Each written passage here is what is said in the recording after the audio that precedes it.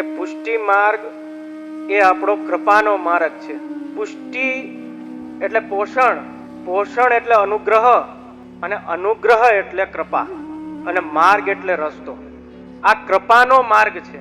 પણ આજકાલના જીવોએ એ કૃપા શબ્દને છે ને ઢાલ બનાવી લીધી છે.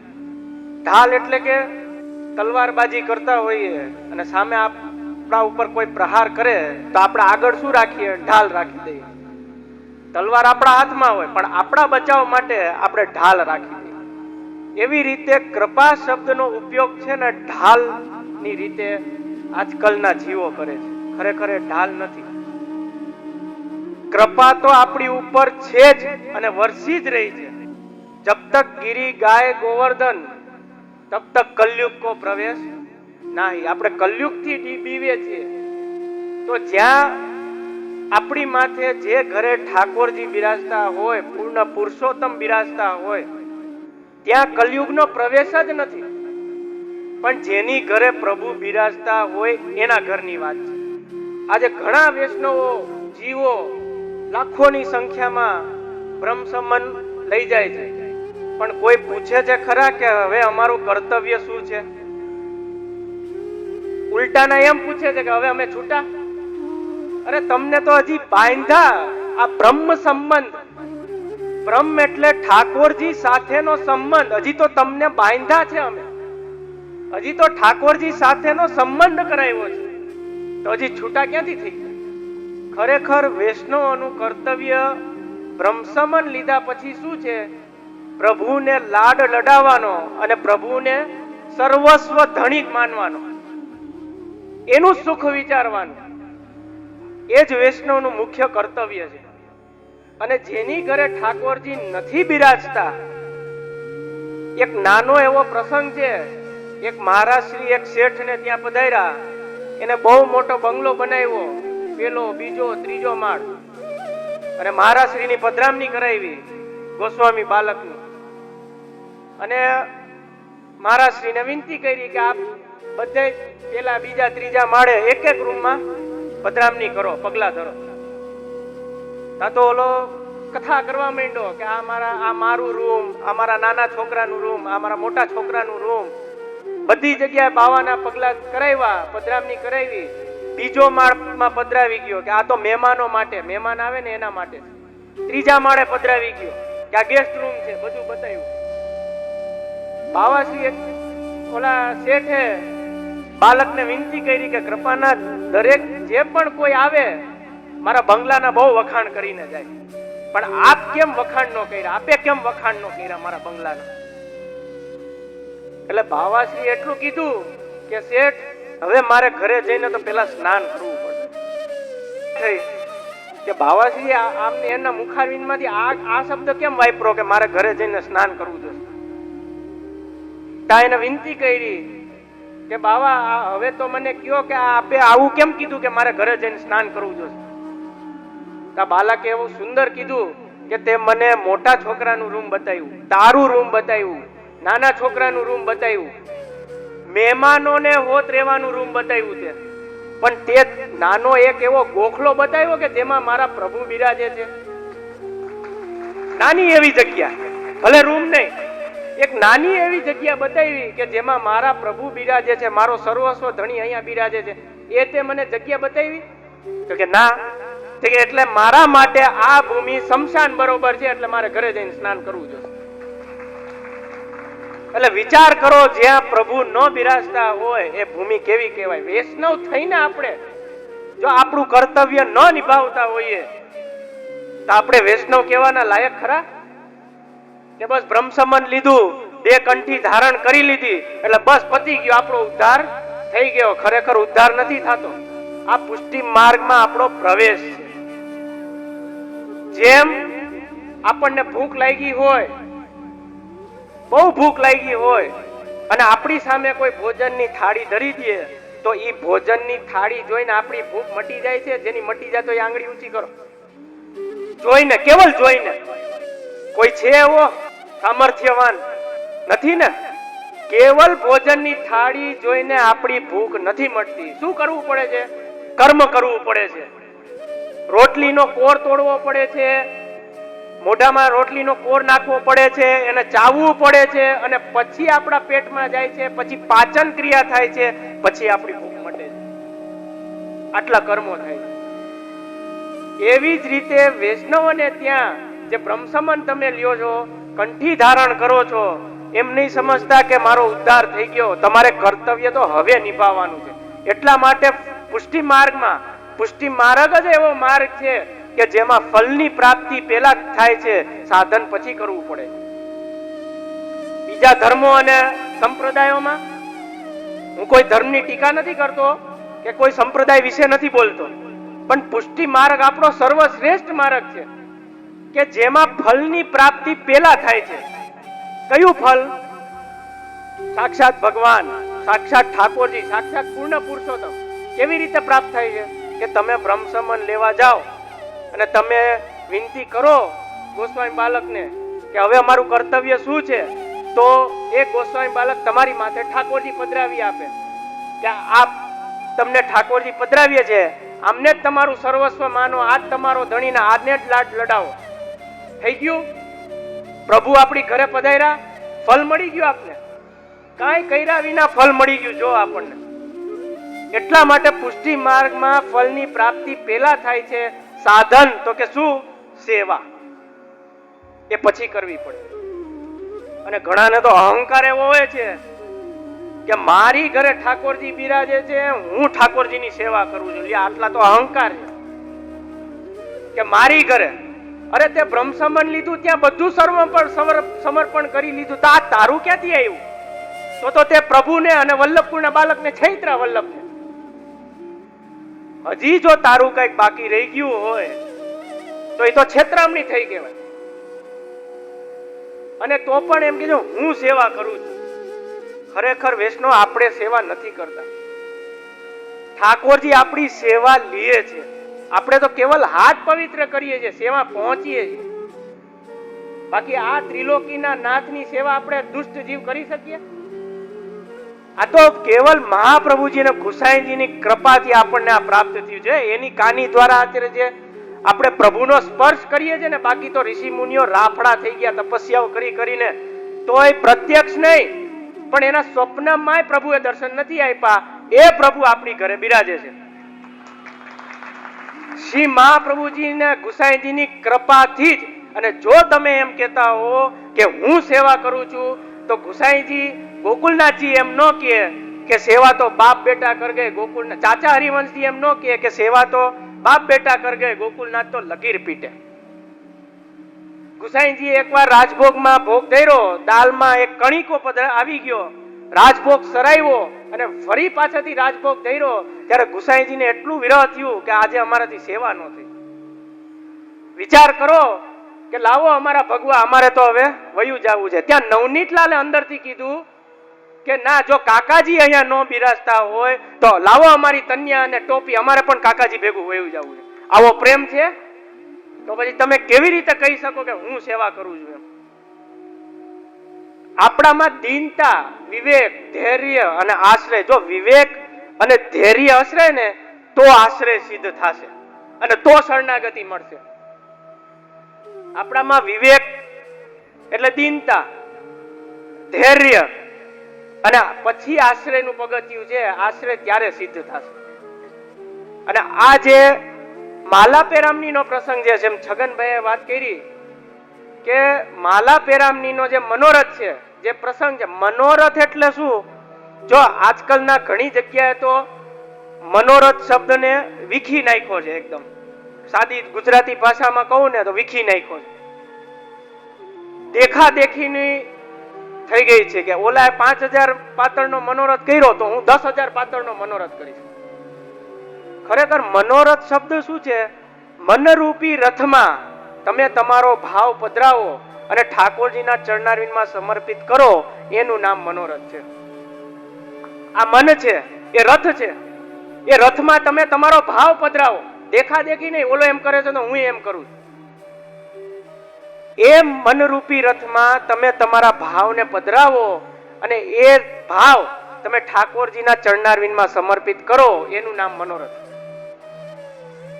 બાકી તો આપણામાં કેટલી ભાવ ભાવના છે, હરિરાયજીની છે, ગોકુળનાથજીની ભાવ ભાવના છે, દ્વારકેશજીની ભાવના છે. એ આપણે વાંચીએ પછી એની નકલ કરવા જાય એટલે હલવાય. નકલ નથી કરવાની. ઠાકોરજી શું કહે છે કે તારા મનમાં જે ભાવ પ્રગટ થયા છે મારા પ્રત્યે એ તું મને ધર, બીજાનો નકલ કરીને નથી ધરવાનો. તારો જે ભાવ થાય છે મને અરોગાવાનો, તારો જે મનોરથ થાય છે એ મને તું સમર્પિત કર, દેખાદેખીનું નહીં. એટલા માટે મનરૂપી રથમાં આપણે આપણા ભાવને પધરાવીએ અને ઠાકોરજીના ચરણારવિંદમાં સમર્પિત કરીએ, એનું નામ જ મનોરથ. આપણે જાણીએ છીએ કે માલા પેરામણીનો મનોરથ એ કોઈ દુઃખનો પ્રસંગ નથી કે કોઈ લૌકિક પ્રસંગ નથી. આ એક આનંદ મનાવવાનો પ્રસંગ છે અને એક અલૌકિક પ્રસંગ છે. કારણ કે આ જે જીવે એના અહર્નિશ જીવનમાં જે પ્રભુને લાડ લડાવ્યા છે, કે જે સેવા કરી છે, સેવા પહોંચી છે, અને એ જીવ પાછો ઠાકોરજીની શરણમાં ગયો છે ને, એનો આપણે આનંદ મનાવવાનો અવસર એટલે માલા પેરામ. આ કોઈ દુઃખનો પ્રસંગ નથી. અને પુષ્ટિ માર્ગને સરળ ભાષામાં અને સાદી ભાષામાં સમજવો હોય તો કૃપાનો માર્ગ એટલે પુષ્ટિ માર્ગ. કેવલ એક માટે પ્રભુ પધારે એ જ પુષ્ટિ. આપણે જોઈએ છે ને શ્રી મહાપ્રભુ, આપણે ચાર, શ્રી કૃષ્ણ, શ્રી રામચંદ્રજી, નરસિંહજી અને વામનજી, એનું પણ સ્થાન મહાપ્રભુજીએ આપણામાં બતાવ્યું છે ને, કે એને પણ પુષ્ટિ કાર્ય કર્યા છે એટલે આપણા પુષ્ટિ માર્ગમાં એનો ઉત્સવ મનાવવામાં આવે છે. વામનજીએ બલિરાજા માટે જન્મ લીધો, પધાર્યા, એનો ઉદ્ધાર કર્યો. નરસિંહજીએ પ્રહલાદ માટે જન્મ લીધો અને એનો ઉદ્ધાર કર્યો. અને રામચંદ્રજીએ તો ચાર પુષ્ટિ કાર્ય કર્યા છે. અહલ્યાનો ઉદ્ધાર કર્યો, શબરીના હેઠા બોર ખાધા, સેતુ બંધાવ્યો અને આખા અયોધ્યાને વૈકુંઠવાસ આપ્યો. જીવ, જંતુ, પશુ, પક્ષી, મનુષ્ય બધાને લઈ ગયા. આ ચાર પુષ્ટિ કાર્ય કર્યા છે. અને શ્રી ઠાકોરજી તો આપણા છે જ પૂર્ણ પુરુષોત્તમ. એક ની ઘરે જઈને, વ્યક્તિગત ગોપીજનોના ઘરે જઈને ઠાકોરજીએ મનોરથ પૂરા કર્યા છે. હવે વિચાર કરો, ઈ આપણો પૂર્ણ પુરુષોત્તમ જે તપસ્યાથી, યજ્ઞથી, અનુષ્ઠાનથી, સેનાઈથી પ્રાપ્ત નથી થતો, એવા સાદા અને સરળ એક ખાલી બ્રહ્મસમન શ્રી મહાપ્રભુજી ને ગુસાઈજી કાનીથી આપણી ઘરે પધારે છે ને તમારી જે મનોરથ હોય એ અંગીકાર કરે છે. એવું નથી એને 56 ભોગની જરૂર છે. કેવલ મિશ્રીની કણિકા એને પ્રેમથી ધરો તો પણ એ સ્વીકારે છે, પ્રેમથી સ્વીકારે છે. જેમ કીધું ને કે હું, નારદજીએ પ્રશ્ન પૂછ્યા, આપ મને ક્યાં મળશો? કે જ્યાં ભગવત ગુણાનું વાત થતું હોય છે, જ્યાં મારા ગુણગાન થતા હશે ત્યાં હું નારદ તને મળીશ, બાકી હું ક્યાંય નહીં મળું. એટલા માટે જ માલા પેરામણીના આ પ્રસંગમાં હરિ, ગુરુ અને વૈષ્ણવનો ત્રિવેણી સંગમ થાય છે. ગિરિરાજજીની તળેટીમાં આપણે ગિરિરાજજી કોણ છે? આપણે ભાવના કરવાની છે કે માળા પેરામણીનો પ્રસંગ ગિરિરાજજીની તળેટીમાં આપણે કરીએ છીએ, એવી આપણે ભાવના કરવાની છે. ગોકુળનાથજી એક વખત પ્રશ્ન પૂછ્યો કે સૌથી મોટો પર્વત કયો? એટલે વૈષ્ણવ જવાબ આપ્યો કે સૌથી મોટો પર્વત એટલે સુમેરુ પર્વત, અરે ગિરિરાજ પર્વત. એટલે ગોકુળનાથજીએ કીધું કે તમે ગિરિરાજને પર્વત ના એનાથી ઓળખો છો? એ પર્વત નથી. પછી બીજો પ્રશ્ન પૂછ્યો કે સૌથી મોટામાં મોટી નદી કઈ? તો કે યમુનાજી. તો કે યમુનાજીને તમે નદી જાણો છો? તો વૈષ્ણવે કીધું સૌથી મોટામાં મોટી નદી એટલે યમુનાજી. પછી ત્રીજો પ્રશ્ન પૂછ્યો, જેમ છગનભાઈએ કીધું તીર્થમાં આપણે નાવા જાય એ આપણા પાપો ધોઈએ, કે સૌથી મોટામાં મોટો તીર્થ કયો? તો કે વ્રજભૂમિ. એટલે ગોકુળનાથજી કે તમે વ્રજભૂમિને તીર્થ ગણો છો? એટલા માટે ગોકુળનાથજીએ જવાબ આપ્યો કે સૌથી મોટામાં મોટો પર્વત એટલે સુમેરુ પર્વત, સૌથી મોટામાં મોટી નદી એટલે ગંગા નદી, અને સૌથી મોટામાં મોટો તીર્થ એટલે પ્રયાગરાજ. હવે ગિરિરાજજી કોણ છે? ઠાકોરજીનું ઘનીભૂત સ્વરૂપ એટલે શ્રી ગિરિરાજજી, અને ઠાકોરજીનું દ્રવીભૂત સ્વરૂપ એટલે શ્રી યમુનાજી. આ ગિરિરાજજી અને યમુનાજી. ગિરિરાજજી કોણ હતા? દ્રોણાચલને ત્યાં 3 પુત્રો થયા. સૌથી મોટા ગિરિરાજ, બીજા કાંતિગિરી અને ત્રીજા થયા ચરણાદ્રી. કાંતાગીરી જે અત્યારે ચિત્રકૂટમાં બિરાજે છે, અને આપણા ચરણાદ્રી જે ગુસાઈજીનું પ્રાગટ્ય ચરણાટ ત્યાં બિરાજે છે. ગિરિરાજ એટલે સૌથી મોટા પુત્ર. હવે પુલુત્સ ઋષિ આવ્યા અને વિનંતી કરી કે મારે આ તમારા મોટા પુત્રને લઈ જવા છે. એટલે હા પાડી, પણ ગિરિરાજજીએ એક વાત મૂકી કે જ્યાં તમે પહેલી વાર મને પધરાવશો ત્યાં જ હું સ્થાપિત થઈ જઈશ. એટલે ગિરિરાજજી હળવા થઈ ગયા અને 2 હાથમાં ઉપાડી જાય છે, અને જ્યાં વ્રજભૂમિ મંડળ આવે છે ત્યાં જ ગિરિરાજજી એવી રચના કરે છે કે એને લઘુશંકા આવે છે પુલત્સ્ય ઋષિને, અને ગિરિરાજજીને ત્યાં પધરાવે છે. આજે જ્યાં ગિરિરાજજી બિરાજે એ જ જગ્યા આજે ગિરિરાજજી ત્યાં બિરાજી ગયા કાયમી માટે. ઠાકોરજીનું ઘનીભૂત સ્વરૂપ એટલે શ્રી ગિરિરાજજી, અને યમુનાજીનું દ્રવીભૂત સ્વરૂપ એટલે શ્રી યમુનાજી. યમુનાજી કોઈ નદી નથી, એક વાત સાંભળી લેજો અને સમજી લેજો. યમુનાજી કોણ છે? યમુનાજી સાક્ષાત ઠાકોરજીના ચતુર્થ પટરાની છે, સ્વામીજી છે. જેમ બધી નદીઓ, નદીના પતિ કોણ છે? નદીના પતિ કોણ છે? સાગર, સમુદ્ર. બધી નદીઓ ક્યાં એકઠી થાય એના પતિને મળવા જાય? ક્યાં? સાગરમાં. નદી નામ સાગરમ પતિ. કે આ બધી નદીઓ ક્યાં જાય? એને પતિને મળવા. કોણ પતિ? સાગર. તો યમુનાજી આપણા છે એ કોને મળવા જાય છે? આપણે હમણાં યમનાષ્ટક બોલ્યા ને, એમાં આવે છે. યમનાષ્ટક જોવો તમે, રોજ પાઠ કરો છો ને યમનાષ્ટકના. યમુનાજી કોને મળવા જાય છે? એના પતિને મળવા જાય છે. પણ કોણ? કૃપા જલધિ સંશ્રિતે. જે કૃપાના જલધિ છે, જે કૃપાની વૃષ્ટિ કરે છે, જેની કૃપાનો કોઈ પાર નથી, કૃપા જલધિ સંશ્રિતે, એને મળવા જાય છે. કોને? સાક્ષાત શ્રી ઠાકોરજીને મળવા જાય છે. એટલા માટે આ દર્શન કરી અને શ્રી મહાપ્રભુજીને હૃદયમાં આનંદ આવે છે. એટલે કીધું મમ મન સુખમ ભાવય, કે મને આ લીલાના દર્શન જોઈ સુખ મળે છે. મમ મન સુખમ ભાવય. યમુનાજી કોઈ નદી નથી, એ સાક્ષાત ઠાકોરજીના શ્રીઅંગના ચતુર્થ પટરાણી છે. તો વિચાર કરો કે જે કૃપા શબ્દ, હું મારી મૂળ વાત ઉપર આવું છું, જે કૃપા શબ્દ, કૃપા જલધિ સંસિદે, જે કૃપાના સાગર છે, તો આપણે કૃપા માગવી પડે? એ તો ઠાકોરજી છે, બધું જાણે છે.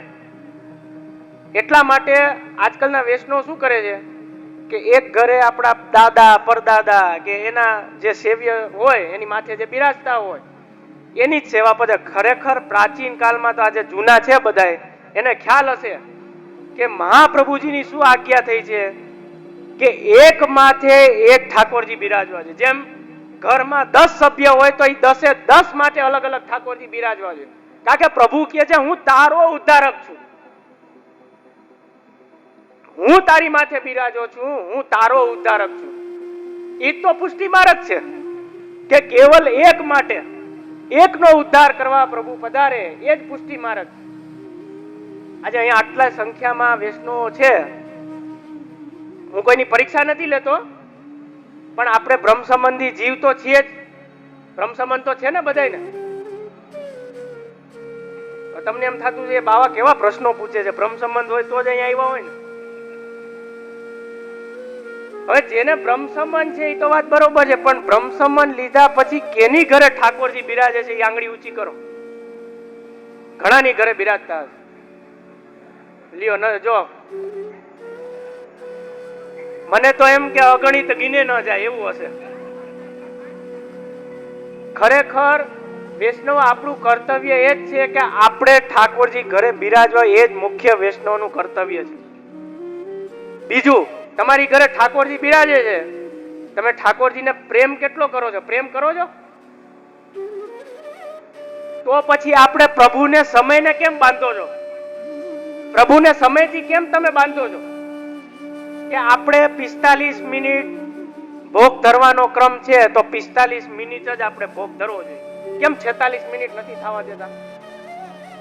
તમે પ્રભુને સમયથી બાંધી લીધો છે.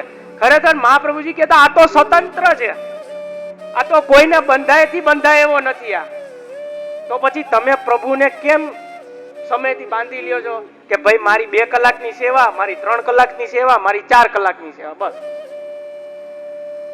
હવે સેવાનો અર્થ શું છે? સેવા ક્યારે ફલીભૂત થાય? સેવાનો અર્થ તમે સમજો છો? જો તમે એમ કહેતા હો કે હું સેવા કરું છું, તમારી 1 કલાકની સેવા હોય, 2 કલાકની સેવા હોય, માની લો હાલો 3 કલાકની સેવા હોય, તમે 3 કલાક સેવા પહોંચો છો, બરાબર?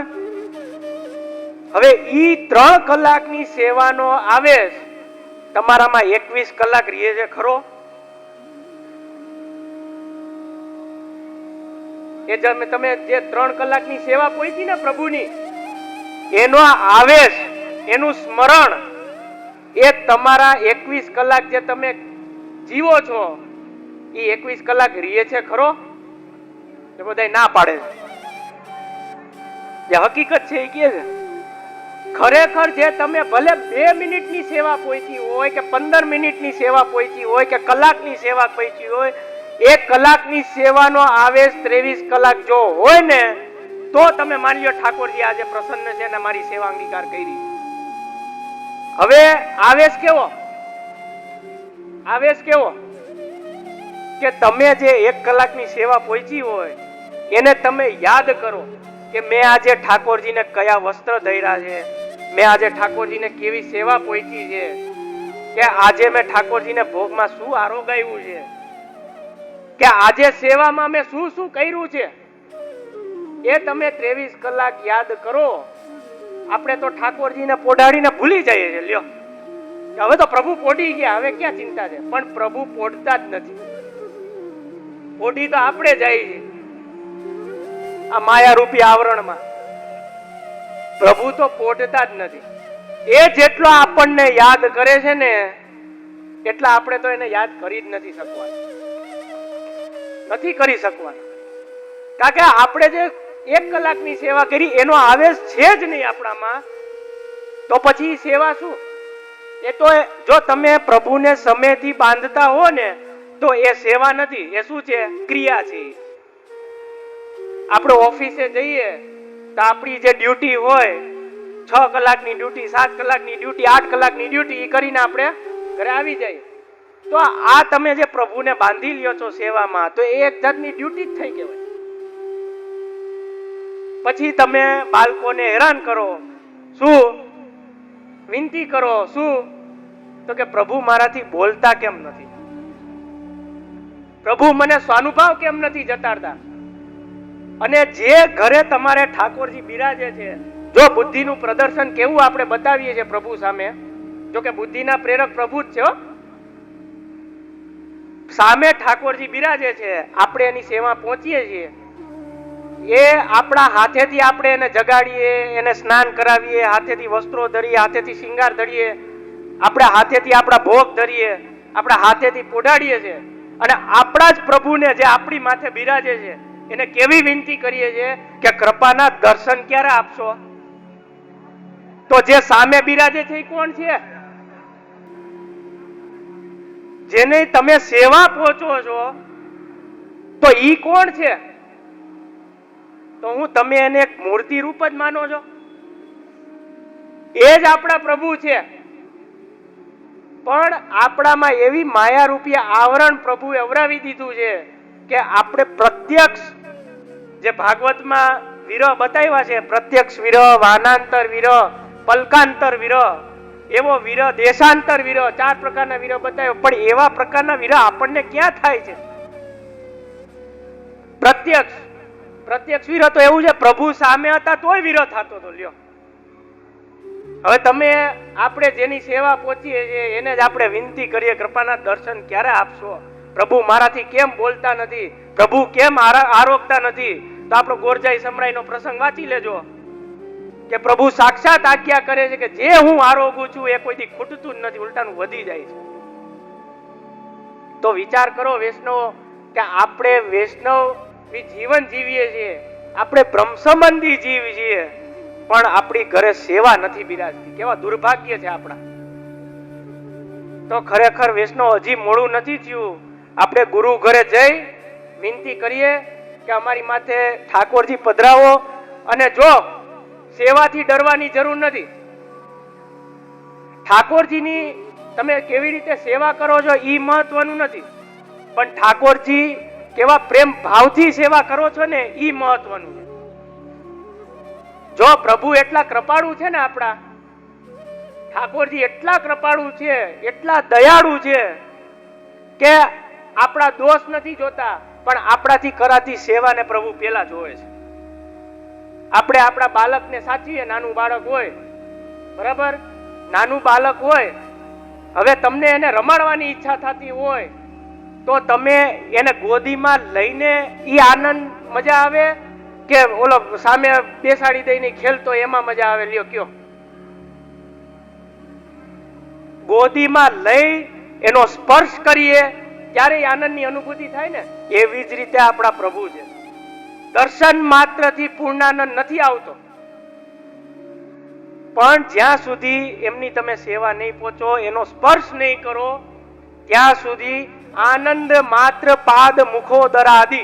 હા, પ્રભુજીએ ચોખ્ખું કીધું છે કે નખથી લઈને શીખ સુધીનો જો તમને આનંદ લેવો હોય તો તમે એનો સ્પર્શ કરો, એમની સેવા પહોંચો, એમને લાડ લડાવો, તો તમને ઈ ભજનાનંદની અનુભૂતિ થશે. એ તમને પૂર્ણાનંદની અનુભૂતિ થાય. પૂર્ણાનંદ હરિ તસ્માત કૃષ્ણ એવ ગતિર્મમ. કે જે પૂર્ણાનંદ તમારે પ્રાપ્ત કરવો છે એ ત્યાં દર્શન માત્રથી નહીં આવે. કેવી રીતે આવશે? તમે એનો સ્પર્શ કરશો તો જ આવશે. તમે એનો સ્પર્શ કરશો તો જ આનંદની અનુભૂતિ તમને થશે. એટલા માટે વૈષ્ણવ હજી મોડું નથી થયું. ગુરુ ઘેરે જઈ બાળકોને વિનંતી કરો કે આપ મારા ગુરુ છો, આપ મારી માથે ઠાકોરજીની સેવા પધરાવી આપો. તમે કાંઈ ન કરો તો કાંઈ નહીં, કેવલ ઠાકોરજીને સવારે જગાડો, એમની જારી ભરો, મિશ્રી ભોગ ધરો અને ઠાકોરજીને પોડાડી દો. આટલું તો કરો. પણ આપણે તો એ નથી કરવું. ખાવું પીવું અને સુઈ જાવું. હવે મારે કઈ બીજું વિશેષમાં નથી બોલવું. ખાવું પીવું સુઈ જાવું તો એ કોણ કરે છે?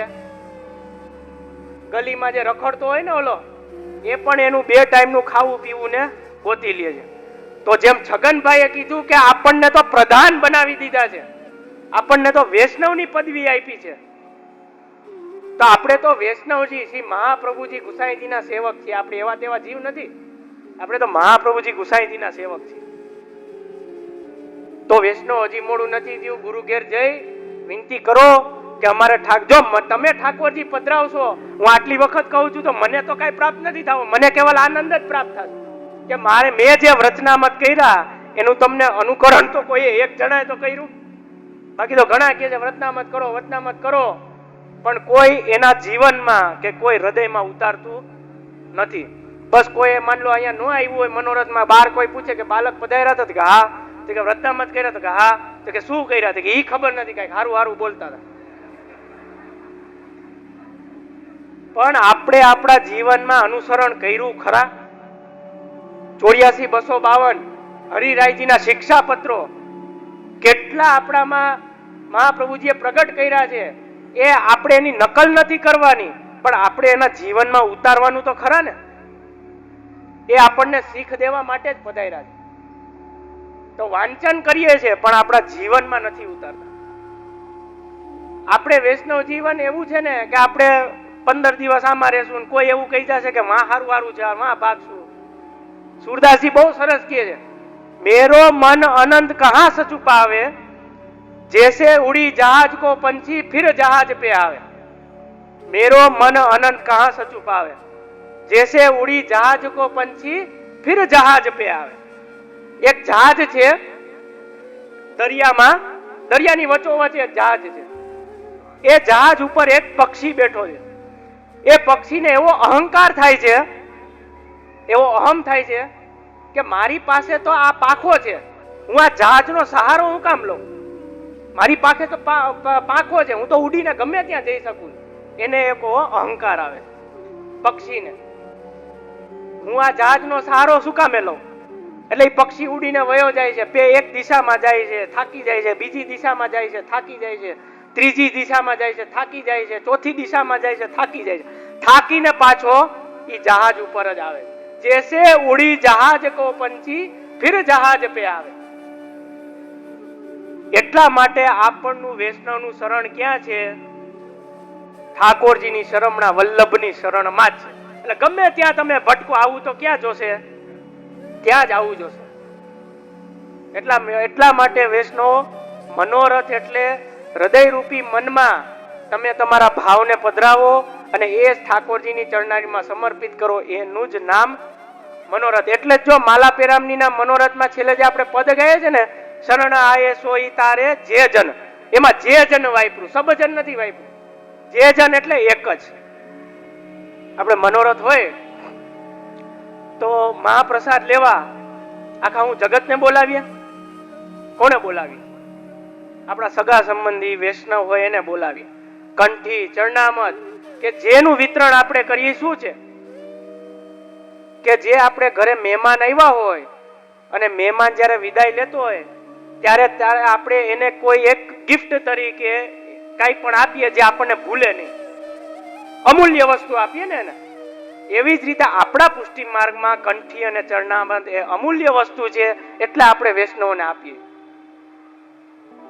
તો વૈષ્ણવો મનોરથ કરો, પણ દેખાદેખીનો નહીં, કેવો ભાવથી. જો આજે આ મનોરથમાં કેવો આનંદ છે. હરિ ગુરુ અને વૈષ્ણવનો ત્રિવેણી સંગમ છે ને આ ગિરિરાજજીની તળેટીમાં. તો મનોરથ શબ્દ જ એ ભાવ તમે ચરણારવિંદમાં ઠાકોરજી, તમારો ભાવ તમે ચરણારવિંદમાં સમર્પિત કરો ઠાકોરજીના, એનું જ નામ મનોરથ છે. વધારે સમય નહીં લેતા, હજી ઘણો બધો ક્રમ બાકી છે, એટલે વધારે સમય નહીં લેતા ઠાકોરજીના ચરણારવિંદમાં હું એટલી વિનંતી કરું છું કે આપણને સદબુદ્ધિ આપે અને વેલાસર જેની ઘરે ઠાકોરજી ન બિરાજતા હોય આપણે ગુરુ ઘરે જઈ વિનંતી કરી સૂક્ષ્મ સેવા આપણાથી જે બનતું હોય એ ઠાકોરજીની સેવા પહોંચીએ એવી ઠાકોરજીને હું વિનંતી કરું છું ચરણારવિંદમાં, અને મારા વાંગમય પુષ્પોને શ્રી ઠાકોરજીના ચરણારવિંદમાં સમર્પિત કરું છું.